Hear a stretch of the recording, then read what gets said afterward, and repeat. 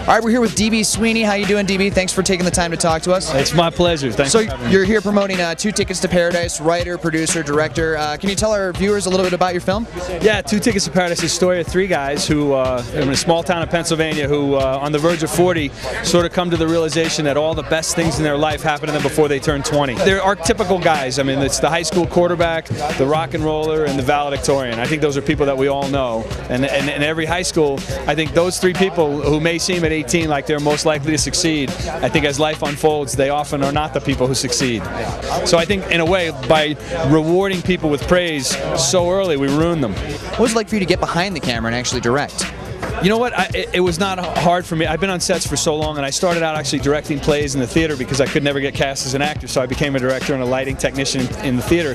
The hardest thing for me in this movie was directing myself. The main actor in the movie with me, John C. McGinley, is a really old friend of mine, and I really trusted my director of photography, Claudia Roca, and I said, I don't want you guys to direct me, but I'm going to say after I feel like I have it, do I have it? And you either say you have it or do another one. And if either of them said do another one, I'd usually do 3 more. And I really enjoyed the process. I look forward to doing it again where I'm not in the movie. Now, what was your inspiration for Two Tickets to Paradise? We started writing, my co-writer Brian Curry and I started writing it in 2001.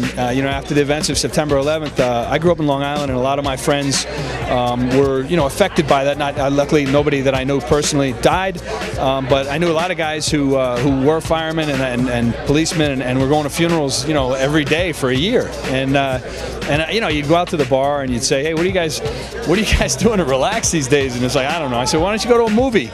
And almost to a man and to a woman, they said, well, you know, movies quit on us. Meaning, you know, middle class, ordinary people, blue-collar people over the age of 30. And I thought, and that was a real revelation to me, because I thought, you know what, I don't go to movies that much anymore either. So Brian and I started thinking, well, let's make a movie for those people. You know, let's make a movie for ourselves. Let's make the movie we'd want to go see. So what was your biggest obstacle while filming Two Tickets to Paradise? You know, it was always money and time, you know, because the budget was about $1.6 million, and we were trying to make a $25 million movie. I mean, we have people falling off bridges, we flip cars, we have alligators, you know, we have an incredible soundtrack, you know, so it's not like I was trying to make a small little, you know, trailer park story, you know, for $1.6 million.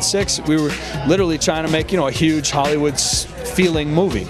So do you think that having a bigger budget like helps or hinders independent films? Because that, you know, when you don't have a lot of money, you're forced to be more creative with your time and what you're doing. And what are your thoughts on that? You know, I can't remember. I wish I could attribute it to somebody, but I can't remember who told me this. But what they said was, as I was getting in the pre-production phase, they said, you know what, it's easier to make your script shorter than to make your budget bigger. You know, what impact the money you're spending and the scheduling that the schedule that you make, you know, what impact's going to have on the story you're trying to tell. Now, how do you think Hollywood's changed in the past 20 years? Like, what do you think's going on in Hollywood right now? I mean, I think it's if Hollywood's been around for 100 years, I think the last 20 years, in terms of the quality of movies, it's the weakest 20 years ever. Hollywood is saying, you know what? Why don't you independent people go out and do it a lot cheaper, and then we'll buy the ones we like. I really do hope that movies get better soon, because I'm a movie fan, and I don't think they're very good right now.